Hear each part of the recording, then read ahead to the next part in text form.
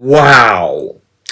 A video game film that has really deserved the title of the best video game movie of all time and one of the rare third entries that is actually the best of the series. I'm gonna make him an offer he can't refuse.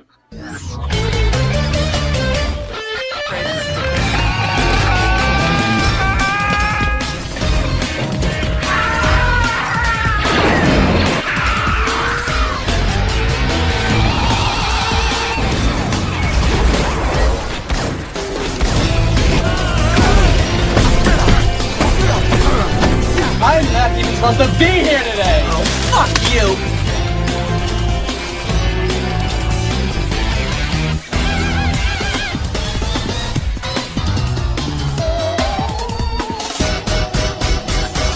Come on, you want me to drive? You're supposed to be suicidal. Remember, I'll anybody drive. Get in the car. Fucking shit! Fuck me in the fucking ass! Fuck you, you fucking stupid cunt!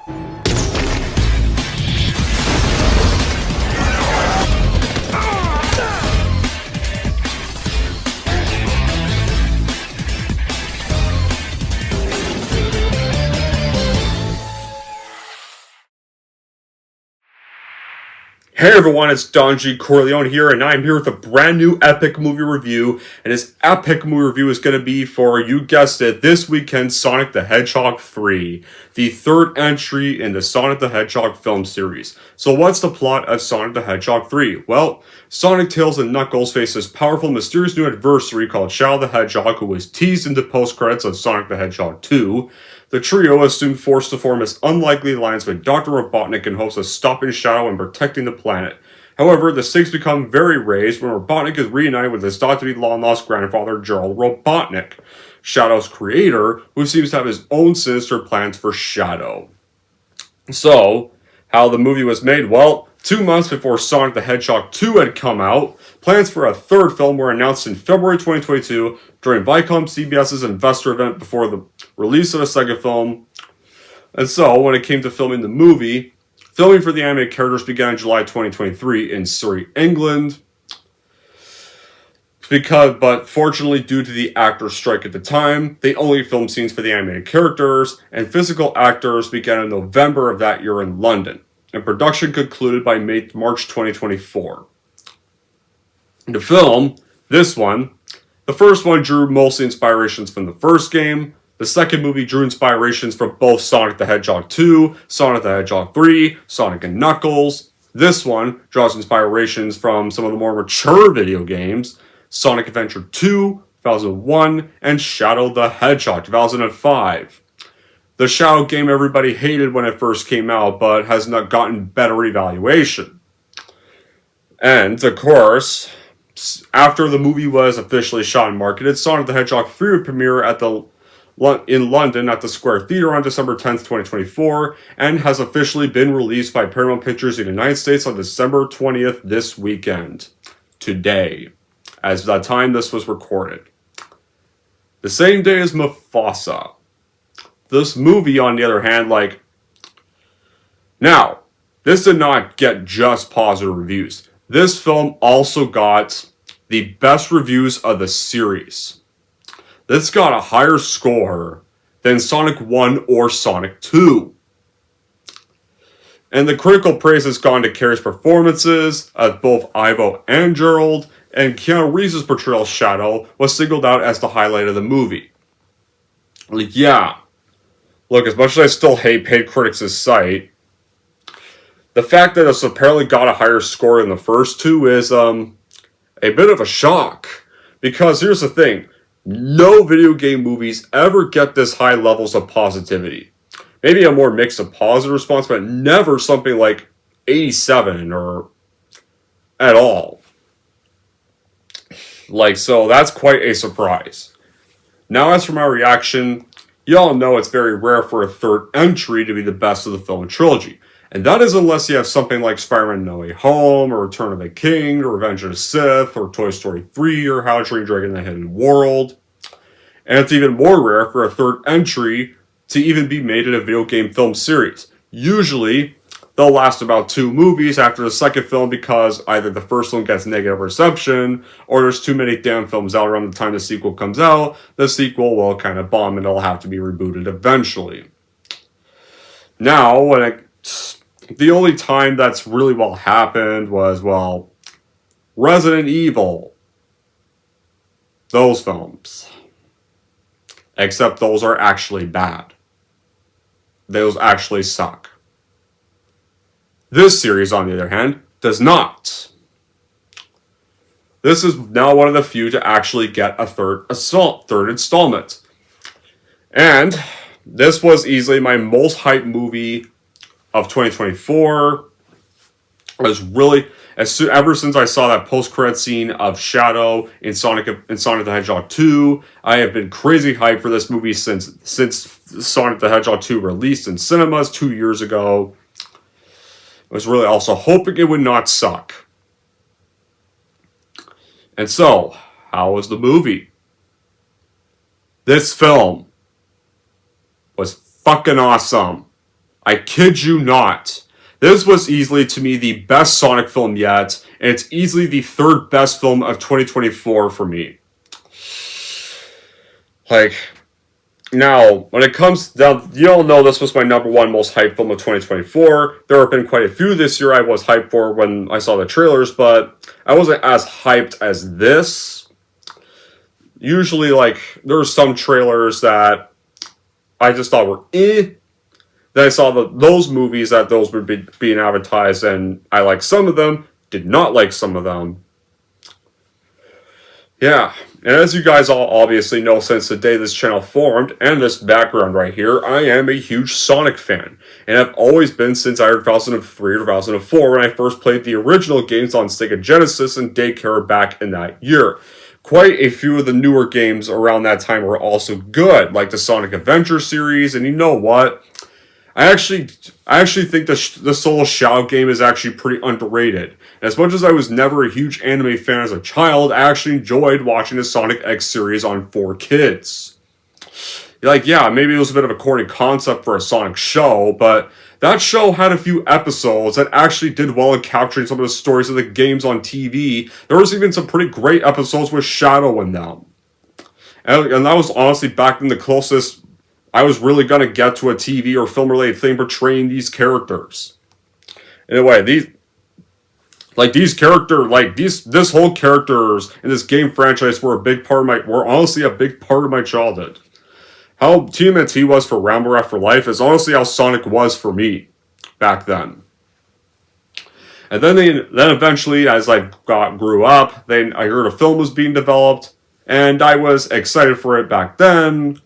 And then that horror design first showed up, and my thoughts soured. But then the rarest thing, a director listened to the fan reactions, delayed the movie to fix the design, and the movie came out, and it turned out to be great. Not just because of that new design, but the story is honestly pretty well written for a live-action hybrid, and was also the best role Jim Carrey had done in ages. Before this movie, he was in flops like Burt Wonderstone, or the shitty sequel called Dumb and Dumber 2. And you all know, back then when the second movie came out, that was my favorite video game adaptation of all time, and it was much better than the first film, but I can agree with people, I don't like the stuff with the wedding. So that made me hope that with this third one, maybe we'll see less of the humans. This time it'd be more focused on the Sonic Trio and Robotnik and even Shadow. This time around, and less on the humans this time. Kind of maybe fix that flaw people had with the sequel.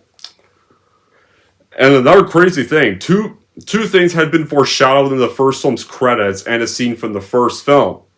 Remember in the end of the first film when Robotnik said on the Mushroom Planet, "I'll be home by Christmas." That foreshadowed the Christmas release of this movie. And the scene where Sonic catches Tom and Maddie watching Speed, that foreshadowed the casting of Keanu Reeves for Shadow, which had always been my number one choice since Shadow's tease in the credits of Sonic 2. I know there are some people that want to hate Christensen, but I'm glad they picked Reeves. Because honestly, I think Reeves was honestly the best choice for the character.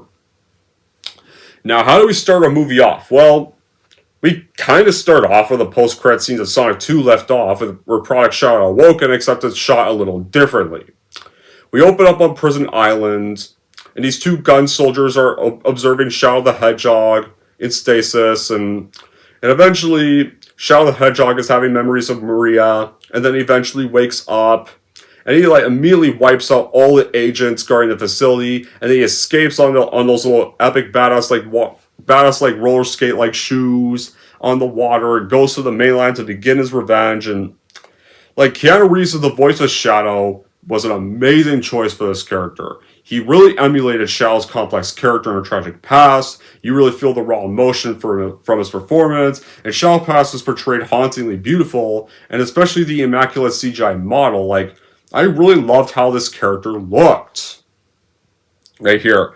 He looks a little different from when we saw him in the Sonic 2 post-credits, and I'm kind of glad they did that. Like, I'm glad they didn't really use the Sonic 2 design, and we got an even better design for the character. Right there. And like, this is definitely probably one of the best portrayals of Shadow in a very long time. Probably the best portrayal since that 2005 game. And it's right there. And then, so now we get to our main character, Sonic, Tails, and Knuckles. They're celebrating the anniversary of Sonic's arrival on Earth. It's kind of their happy Beat Earth Day, where at first they're having a race, and then Sonic sees that they already beat him there, but it turns out they're all holograms, and they're actually all with Tom and Maddie. They're getting like Sonic's Beat Earth Day anniversary ready. There, and then of course after that, Tom imparts wisdom to Sonic to stay true to his heart, or as Sonic calls it, his lawns, and he shows Tom his old cave from the first movie. And I definitely love we got to see Sonic's old cave again. But as this is all happening though, gun director Rockwell arrives, and he recruits the three that got dubbed Team Sonic that Sonic came up with to stop Shadow. He's causing chaos in Tokyo. Like, the Tokyo scenes, like, they really felt like the scenes you'd find in a John Wick film. Like, when Shadow's walking through Tokyo, right? It's walking through Tokyo, and the Tokyo fight they have with Shadow, like, that really feels like an action scene that would belong in a John Wick film. It's got the whole John Wick mood. It's got the old anime-like feel to it. The chemistry between the characters in this one, the visuals, the pulse-pounding soundtrack, especially Live and Learn in this movie, it makes Sonic 3 this perfect experience from start to finish. It not only raises the stakes, but it sets the stage for even greater adventures in the Sonic universe. Because, yeah, guys, this is not the last entry of the series. It's definitely not. Do not go expecting this is the last film they're going to do. They're already planning a fourth film, and there's a big tease in the credits that, spoiler alert, is going to get mentioned. Like, you could tell the people who made this movie really do care about the franchise. Since the first movie they did. They really care about creating something true to the source material. They really care about the fans and their enjoyment. And they care about just making a good movie. Like, this is a film that's definitely kind of made more strictly for the Sonic fans. I guess if someone who's not too big of a Sonic fan would probably find this movie really alright, but the primal elements are all there, and building on the story set up by the previous installments, like the two stories mesh fine in the grand scheme of things, and the deeper character elements of the two Hedgehog, Sonic, and Shadow are the best story elements of the film, and they both face their trials. The other plots are pretty adorable, and I think it's a pure comedy that works well to break up the drama, and like, there were so many scenes of carrying this film that really had me in the audience laughing several times, and especially like his interactions with Gerald. I especially really love how Carrie actually played both Gerald and Ivo Robotnik on screen. Like, there's even some bits where they break the fourth wall even at times, and many of these stories progress together, and they do well as being engaging enough for the older non-fans. They're relative and impressive to many fans, and they're not slow, and the acting by Reeves and Ben Schwartz really helps bring much of the depth alive, and they still make some of the comedic moments fun and exciting. And when the action does show up in this film, it really feels like one part video game and one part anime. Mostly in kind of scenes where Sonic's fighting Shadow. It blends the elements well, and it shows the promise that Sonic and his crew can do if given the chance. And I really like that first chase scene. And of course, like the last main action sequence of the film. And they're definitely the best blend of speed and style from the games. And when it comes to the comedy of the movie, it also has plenty of style to enjoy. And just about the characters bring the characteristic comedy of each other. Like, you have Knuckles, who still has his warrior instinct and combating literal meanings, and definitely still is pretty well portrayed in this film as much as he was in the second film. Tails still has the quirky cuteness from the games and the silly catchphrases. And Sonic also spouts his usual childish and ADHD taunts that we all knew him from in the first film, and also of the games too. But the main comedy source that works very well is easily Jim Carrey's performances as the two Robotniks. Both have the goofy insanity with the over-dramatized dialogue, and honestly, like, yeah. And another thing, like, when it comes to the Robotnik in these films, I think this movie easily has the best portrayal of Robotnik. Right there, where he first meets Gerald, like, kind of like bonding with Gerald, and like, I definitely loved him and Gerald's scenes together, and their scenes were pretty funny, their scenes were actually all pretty clever. And Carrey's performance as Gerald was really top notch. Like, he does well in giving him that kind of Scrooge and Grinch voice to the character, and also, like, Gerald honestly felt pretty intimidating at times, and I'll get more to him later though. But so Team Sonic first meets Shadow, and Shadow wonders why Sonic looks like him, and then he overpowers Team Sonic in their first fight, and then overtakes them all at once, and it's a very epic moment right there. Okay, he took us all at once, weakling, and Sonic engages in a chase with Shadow, and right there they reference the Shadow game where he rides that motorbike, and like in Akira, and then picks up that gun like in his own spin-off game. And so Sonic is in a chase with Shadow, who gets away, and you get the iconic line, "The more you talk, the harder I want to hit you." And so the trio then go looking for answers, and they meet Commander Walters at a Chow garden, and you actually now get to see the Chows for the first time. Gunn, apparently in this version, in 1974, Gunn discovered that Shadow in a meteorite and used the Chaos energy for various experiments. But then things went wrong, and so Gerald was blamed and arrested, and Shadow had to be shut away for 50 years. Then suddenly, more of Robotnik's drones that arrive, and they wound Walters, and sadly though, Walters unfortunately then dies. So Walters is out of the franchise, but before Walters dies, he gives Sonic a key card and warns him to keep it safe. But Team Sonic now knows they no longer know they can trust, and they kind of get framed for Walters' death, as well when Gunn finds his body.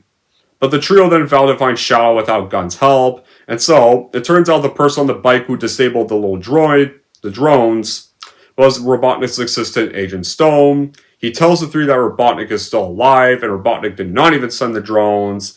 And so when they see Robotnik, he's watching romance films, eating burritos and junk food, and he now has the big belly that Robotnik is known for having, and you see him kind of drumming on his now overlarge belly, and then Stone startles him, and so the trio realize they kind of have to form this alliance with Robotnik, and so they track the drones and shout to this abandoned gun base, and obviously Sonic then gives Robotnik this quill so that he can team up with them. And then at the gun base, when we see Shadow again, he remembers like living with the base with his creator's granddaughter Maria, like we all know his backstory, who show him like various aspects of life, like either they're testing out like roller skates, and he's kind of pulling her on the roller skates, or when they're watching films together, they're looking at the stars, and she tells him that he's more than just a monster. But then of course, like unlike in the games where she was shot by gun, she's actually killed in this version by an explosion. And that's what made Shadow lose all faith in humanity and seek revenge. Like, I really loved the whole scenes they had with Maria here. I really liked that they actually portrayed the Maria stuff very seriously. Like, I was also a little worried they were going to try to portray it as funny. I'm glad they didn't do that. I'm glad they actually took Shadow's backstory seriously, because Shadow's backstory is not supposed to be funny. Like, Shadow's backstory is very serious. It's definitely not something to try to portray as funny. Then Shadow reunites with Gerald, who apparently was the one that freed him from his stasis jar, and then of course the trio, Sonic, Tails, and Knuckles, get picked off one by Shadow, and then Robotnik meets Gerald, and they have a fourth wall break. It's like we're both played by the same actor in the same movie, and they stare at the camera like when they're meeting each other, and like, yeah, their scenes together were pretty funny and actually kind of enjoyable. And we find out Gerald was in prison for 50 years, and like unlike the first two that were more kind of aimed for kind of more kiddie-like films at times, this movie is kind of both for kids and adults.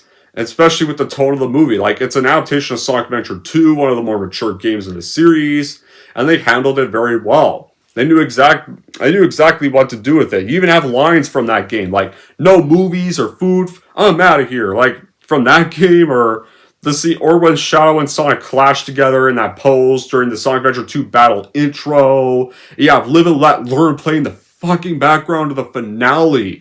Like, yeah, like, this fan service of the series was easily the strongest of the series. Sonic 3 does the fans well with everything it shows in the one film. The plot mention is very well done. It definitely shows all the several stages like we all played when we were kids. You even get, make fun of, the frustrations we'd have to get through. Or some of, the weaker Sonic games that some want to forget, or...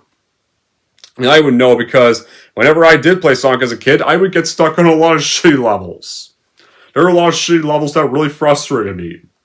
The story of this movie is just really well adapted and brings the emotion you want from the kind of story they're telling, especially if you're telling a story about Shao's past. And Sonic in this movie is like himself in the games more than the other two films. Like, they really have the Sonic from the games in this movie. And and the two Robotnik's antics and comedy, they hit very well. They have great references. Like, it's not just Charles Sheen's or children jokes. Like, this actually feels like the comedy you'd find in 90s Jim Carrey films. In this installment. Like, when Shao appears, the comedy actually drops and they actually portray Shao seriously. They use Shao perfectly here. He's unstoppable, he's scary, he's menacing, he's tragic. Tragic here, and he's not a villain all the way through. I'll get to that part later, but this is definitely the best he's been portrayed in a very long time. So, after the trio is left imprisoned, Gerald explains that there are two key cards for a doomsday weapon he designed for Gunn. It's called the Eclipse Cannon. One he wants to launch to space and target any location on Earth to destroy it. And Gerald wants to destroy Gunn's headquarters. And so Robotnik decides to join Gerald, betray Sonic. Well, okay, we kind of saw that part coming, not gonna lie. And Shadow takes the key card from Sonic and wants to destroy the three with a weapon that creates these black holes, but thankfully they have a ring so they are able to escape, and so they get back to Tom and Maddie, who are doing these art-like hobbies, and so the trio get back to them, and it turns out we do see this goofy little scene where Tom and Maddie, or Tom has this little puppet called Tiny Tom, and Maddie's like, I told you to get rid of that thing, it's creepy, and... yeah, that thing is kind of creepy to look at. And so they recruit them to try to steal the other key cards for the Gun headquarters in London, so they go to London. Tails imagines this plan how to get in, and Sonic thinks he could just get in through his shield, but he gets incinerated, or go through lasers and gets incinerated, all of them, so none of Sonic's plans really work. And so the Robotniks are leading this assault on the base, and Ivo Robotnik makes Agent Stone stay behind, kind of starts neglecting him, and even get a montage of the two Robotniks kind of celebrating family life together, whether it's birthday, whether it's Halloween, or whether it's that Christmas scene from the trailer. And it's all through this VR thing, and Agent Stone then starts to feel neglected and throws the copies he made for him and Robotnik in the garbage. So they get to London, and Tom and Maddie disguise as Rachel and Randall from those first two films, and you're worried, oh, is that annoying black lady back? Don't worry, guys. She is not actually in the movie. She is actually just a hologram the whole time. It's still the same voice as the actual actress, and obviously it's still the actual actress playing the character in this bit, but Rachel is just a hologram, and so is Randall. So don't worry, guys. That's the only time you really see those two characters. So that should make you happy. So, and then later Tom then disguises as Commander Walters, during the chaos where once they get to the whole area to put the key card in, Tom tries to change back to disguise, but then has these bunch of weird faces, and so they get the key card in, but it turns out it doesn't work at first, so they have to blow it. And it's a little 90s trick. And But then, of course, the Robotniks also arrive there, but Gunn kind of like pins the Robotniks to the floor, lifts Sonic and Knuckles. Like, green is either you get lifted high up, or red you get pinned to the floor. And so, during the whole chaos, they manage to get the second key card, while Tom disguises as Commander Walters. And it's after Tom gets the second key card, Shadow thinks he's Walters and is furious, and he gravely wounds him and steals the key card. And then he immediately gets horrified to find out that was not Walters, that was actually Tom he wounded instead, and realized he just wounded an innocent person that had nothing to do with his past. And you can tell how horrified Shadow looks in that moment. So then, and of course then Sonic sees him unconscious, and he's then angry at Shadow and goes, "What did you do?" "What I had to." And then he kind of flees, and so the two Robotniks and Shadow, they launch the Eclipse Cannon with the second key. Stone tries to warn Robotnik about something suspicious going on, but Robotnik ignores him, and then immediately cuts ties with him. Yeah, so, because Sonic is now furious that Shadow nearly killed Tom, even though he technically nearly did that by accident, and he thought that was Walters. And he actually looked pretty horrified to realize it was actually a random person he didn't know. And that brought him back memories of Maria, when he saw Sonic over his adopted father's unconscious body. But Tom doesn't die, guys. He just gets injured. And for those who weren't fans of the wedding stuff, another great thing that should make you guys happy, he's out for the rest of the finale. Tom and Maddie don't really get a lot of scenes in this movie. The most of the movie actually is about Sonic. So if you wanted that after you weren't happy with some of the stuff in the second film, this movie's mostly about Sonic here. This one is more about Sonic. So then, of course, Sonic furiously bans Tails and Knuckles, makes Knuckles give up the location to the Master Emerald. And then, of course, he steals the Emerald from Officer Wade, who thankfully is only in one scene because I'm not a fan of Wade as a character. And then turns into Super Sonic and goes to confront Shadow. The story of this movie is well adopted, and it really brings the emotion you want from the kind of story. Like I've already said, it's crazy how this series has gone. To a buddy road trip in the first film, fighting a huge robot in the second film, and now a high-level threat in this movie. The stakes always get higher and higher as the film series progresses. The references are spot on, and it's definitely a really great film for a Sonic fan and a casual viewer. And the third chapter sometimes can be the worst of a series. This one is actually one of the rare that's a blast. You see the escalation, the expansion, and balancing many characters and story points. This could have been a jumbled mess, but it's clear that the crew all knew what they're doing when they were making this film. It doesn't hold back on the fan service, but the fan service is actually not over constant, not just done for nostalgia baiting. The fan service is actually done very respectfully, and it's done really well. They still handle the characters right, they still handle the visual right, they still handle the story right, they handle the music right too. So after Sonic goes to confront Shadow, he gets the Eclipse Cannon, and it's hovering the space above Earth. He confronts Shadow, who's taking control of the Emerald's power, and of course he turns into, from his own spin-off game, Super Shadow, during their whole scuffle.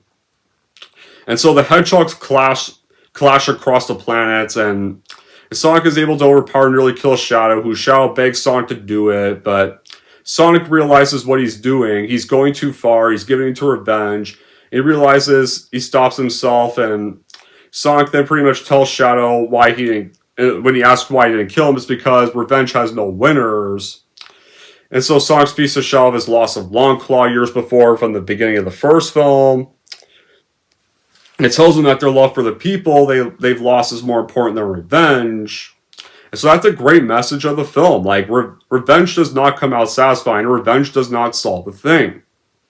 Then Shadow realizes his actions, especially after having more memories, that we actually do kind of see Maria die in that explosion when they were trying to flee. And so Shadow apologizes and agrees to help Sonic stop the Eclipse Cannon. And right here, guys, what you get here, they turn into their super forms, And Live and Let Learn is what's playing in the background. This is where you get Live and Learn. Dun dun dun dun dun dun dun dun dun dun dun dun dun from Sonic Adventure 2 plays in the background. And I got fucking crazy hyped when this played in the theater, as did everybody else. Like, I was really watching this film in the theater with so many Sonic fans. Like, you could tell, I could tell my whole entire audience was purely a fan of the games. Right there. Like, this was one of the best theater experiences this year. So they go to try to stop Gerald from destroying Earth, and Gerald reveals to Robotnik he's going to use it to destroy the entire planet, and Robotnik is horrified by this because, here's the thing, Ivo Robotnik may try to want to conquer Earth, but he sure does not, he would never kill anybody at all. He doesn't want to kill anybody or kill Earth. He just wants to conquer and rule it. So he's obviously horrified at this idea, and so the Robotniks then have this funny fight where you have this nano fist, and Robotnik's like, a nano fist? I haven't seen those since I watched Green Lantern in 2011, and I was saving them, but after that there won't be any more Comic-Con, and he just punches Ivo out of the way, and the Robotniks have this fight, and you even get a reference to his version of the Grinch, and where Gerald even quotes, "I'll gut you like a fish," and and their fights are great, where they pull on their mustaches. And then during one of the fight, Ivo accidentally cuts half of Gerald's mustache. Like, that's elder abuse. Like this bit had just everyone laughing in the theater during this bit. Like, just about all of the two Robotnik scenes together just had everyone laughing so hard. Like, their scenes are easily the best, are definitely one of the best parts of this film. And their interactions on screen. And then during the fight, Gerald nearly kills Robotnik, but then, of course, Tails and Knuckles arrive to save him. And then Ivo then uses Shell's Quill to prod Gerald right into an energy field, and he gets vaporized. And literally everyone in the theater clapped at that bit when Ivo took out Gerald. Right there, and especially when Tails and Knuckles showed up and saved him. Like, everyone in the theater got so hyped at that bit. And Sonic and Shell then stop the Eclipse Can's laser from hitting Earth.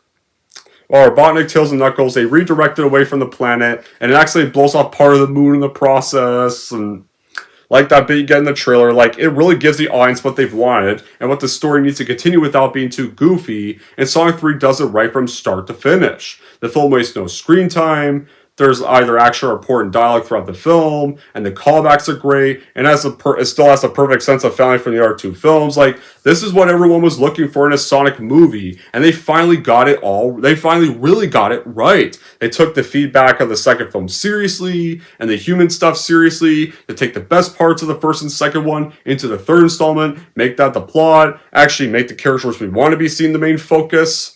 It really, this definitely feels like they listened to the criticism too, and decided to make this one more about Sonic, Tails, Knuckles, Robotnik, and Shadow. And that's a good thing, because while I love Sonic 2 just as much as this movie, I can agree with people, I'm not a fan of the wedding stuff. I'm not a fan of that stuff at the wedding. People are right about that. That was a bit of a problem with many people. The humans having a lot of screen time was fine for the first movie because, well, if that movie was only just Sonic and Robotnik, well, then it wouldn't really have been much of a film. If it was just those two on screen and nobody else. So, and he can't do his companions because they don't appear till the sequels. Even the sequel games either. So Sonic was going to need some companions to help him get used to Earth. Especially because his companions in the games don't debut till the follow-ups. So you can't really use them. Otherwise it would be kind of a mess. But now, Sonic has his companions. After Sonic 2, you could be more focused on him, and those two more, than James Marsden's character. And keep in mind, guys, James Marsden's in a bit of a pickle right now with some people for... Apparently, maybe he was bribed, maybe... this pedo guy, Dan Schneider guy, bribed him or something. Like, I hope that's the case. But I hope he was just bribed. But that's really kind of soured some people's opinions on him right now. So I guess that was for the best. And those who loved the 2005 Shao game will love all the references to that. They have a lot of references. They give Shao a gun. They have Super Shadow. Right there, it really does well. Like, and I like that game is getting better evaluation today because back then it wasn't liked by people because I think some of them really just were not used to a much darker, more serious Sonic game. And yeah, maybe, and of course, well, the graphics were kind of shit. But I feel like if they remade that game and released it today, I have a feeling it would be received way better. Like, I hope they can remake the game, they can fix the bad graphics, and then maybe we can have a remastered version of that game, and then maybe just make a remastered version of that game. And I honestly hope we kind of do so after this movie. Now, right here we get onto the finale, where after they redirect the weapon away, or the Eclipse cannon away, Sonic sadly loses his energy and plummets to Earth. Tails tries to save him using a ring, but then Tails also runs out of energy, and then Knuckles goes to save both of them, and then at the same time, Robotnik and Shadow, they sacrifice themselves to stop the Eclipse cannon, and of course, Robotnik broadcasts his final message to Stone, and apologizing for his actions earlier, and calling him his friend, and also, you get throwbacks to that first movie. I love the way you make the off-street goat milk latte, and doing the at the end of the first film, on his parting words to Stone, and I really love this part. Was actually pretty emotional. It was kind of emotional seeing this happen, and seeing this kind of happen. And of course, if Jim Carrey does choose to retire after this movie, and chooses not to come back for Sonic 4, then I think Carrey honestly went out on a really good note with this scene right here. It kind of does feel like he's not just, his character's not talking to Agent Stone, but he's kind of also talking to the audience as well, like giving his career a farewell if he does retire. But I really love this bit right here, and of course then, so the trio get back to Earth, and Sonic reconsults with Tails and Knuckles, apologizes for almost getting into revenge, and Tom recovers from his injuries, and they're back in the forest celebrating, and that's where the movie ends. And now, before I get on with the post-credits bit, and this is going to be a big spoiler here, so if you don't want to know the characters that got revealed, skip past this part or mute this part.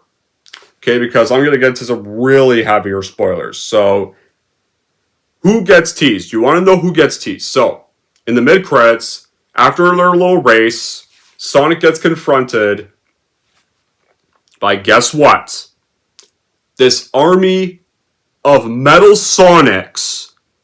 Not just Metal Sonic that gets teased. There's one more character who gets teased. As these Metal Sonics surround Sonic, a hammer comes in. A hooded figure knocks them all out. Sonic's like, who are you? The figure takes off their hood. Guess what, guys? It's Amy Rose! Yep. Amy Rose and Metal Sonic are the next characters that are going to be coming to the fourth one. And they're going to be doing Sonic CD for the fourth one. But then there's another post-credit scene where this one I could see coming a mile away. Shadow is revealed to still be alive. So, yeah. That one I could kind of see happening because here's the thing. He presumably died in Sonic Adventure 2 and he comes back. So they're not going to kill Shadow off. So I could kind of see that bit happening. Now it comes to who I thought they were going to tease. Originally, I kind of was hoping it'd be Rouge the Bat they teased. I thought it was going to be Rouge they teased in the credits because she's kind of a big part of Sonic Adventure 2.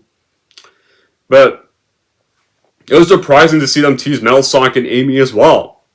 Yeah, like, not just one Metal Sonic, a whole army of Metal Sonics. And if you're going to do Amy, please try to not make Amy that creepy fangirl she becomes in the later games that constantly tries to stalk Sonic. Especially the one from Sonic Heroes. Like, I really hope they do not go that route for the later stuff with her. And actually make her a little more well-developed. And, of course, like, but yeah, now, with that being said, Sonic the Hedgehog 3 is phenomenal. But would I have bad qualities with the film? Now, I would say that like the other two, there are some jokes that don't really land. Like the two Robotniks, when they're getting to the base, they kind of do this laser dance, and well, I'm not sure that bit was really needed, and I wasn't really too big of a fan of that bit. And, well, also I don't really like that we see Wade for a cameo because I cannot tolerate Wade, guys. Wade just really annoys me, but I'm glad they reduced his scene to just one scene. Because he's not one of my favorite characters. I was just never a fan of his character, to be honest. And of course, and I don't really like to kill off Commander Walters. They kind of do pull the Alien 3 on Walters a little bit. So that was kind of a bit disappointing. And of course, the Shadow post-credit scene, I kind of knew he was going to survive, and I kind of know that was going to get revealed, so it wasn't really that shocking that he's still alive. And I guess like the end credits song, like Run It's from Jelly Roll, that didn't really belong. I don't think that really belongs with the tone of the film. I kind of wish they did, like, Open Your Heart from Sonic Adventure for the credits would have been better. But other than that, Sonic the Hedgehog 3, a blast from start to finish, and I highly recommend seeing it, or even seeing it again if you've already seen it, because this is no doubt the third greatest film of the year for me, and easily a nice way to close out the 2024 movie season. I'm so going to watch this film again. So in the end, may I say it, obviously Sonic 3 is worth buying for any Sonic fan who was a fan of the first two, or even not the biggest fan of the first two, because this is the one that really focuses more on Sonic in the game like we all want to see happen in these movies, and the prime example of how you do a video game movie.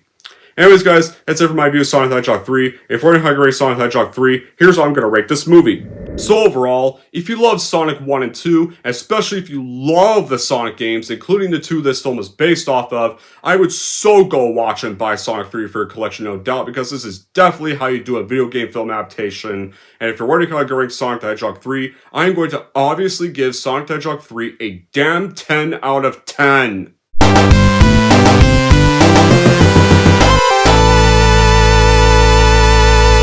There we go, guys. Now, tell me down in the comments down below what you guys saw of Sonic 3, whether you love this movie so much, or whether you found this a little disappointing, or whether you thought this was just alright. I gotta end this now because it's like 10:56, so I gotta go to bed. And until then, guys, that'll be it for this epic movie review. Thank you all for watching. If you like this one and see more, don't forget to like and subscribe to Don G. Corleone.